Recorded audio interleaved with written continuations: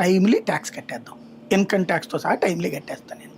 ఎందుకు అంటే మనం తప్పు చేయొద్దు, పన్ను కట్టడం అనేది మన బాధ్యత, కట్టేద్దాం. అదే సందర్భంలో మనకి సంబంధించినంత వరకు డబ్బులు లేవు, ఈ నెలలో జీతాలు ఇవ్వడానికి ఇబ్బంది అయింది, రైట్, పర్సనల్ లోన్ తీసుకుంటాం, కడుతున్నాం, మళ్ళీ డబ్బులు రీపే చేయగలిగినప్పుడు చేస్తున్నాం.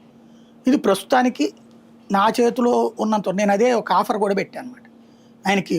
ఆయనే కాదు ఎవరైనా సరే, ఇంతకుముందు పెట్టాను, ఇప్పుడు చెప్పాను, ఒక 5 కోట్లు ఇచ్చేస్తే నా ఆస్తి మొత్తం నా భార్య బిడ్డలతో సహా అందరితో సంతకాలు పెట్టి ఇచ్చేస్తాను. 10 కోట్లు ఇచ్చారనుకోండి, అలా ఫోటో కూడా పెడతాను ఇంట్లోనే, ఆ లోపల ఒక ఇల్లు కొనుక్కుని ఇంట్లో పెడతాను అనమాట. ఇది ఎంతో మించి ఊరికినే దాని గురించి మనం ఫీల్ అయ్యి, ఒకటే ఏంటంటే మొదట్లో ఫస్ట్లో వచ్చినటువంటిప్పుడు కొంచెం సైకలాజికల్గా ఫీల్ అయ్యి, కానీ ఇదేంటంటే మనం ఈ వృత్తిని వదిలేసేసి వేరే వృత్తికి ఎవడో మాట్లాడినందుకు ఎందుకు వెళ్ళాలి మనం?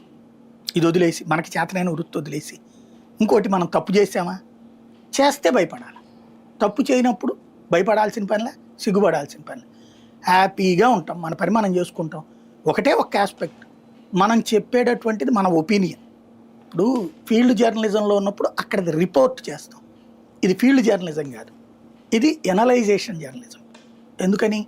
ఇప్పుడు అవన్నీ ఆ అనుభవాలతో ఇవాళ జరుగుతున్న పరిణామాలు విశ్లేషిస్తూ మనకున్నటువంటి ర్యాపోలతో సమాచారాలు తెలుసుకుంటూ మనల్ని నమ్మే ప్రేక్షకుడికి అందించే బాధ్యత మనం చేస్తున్నాం.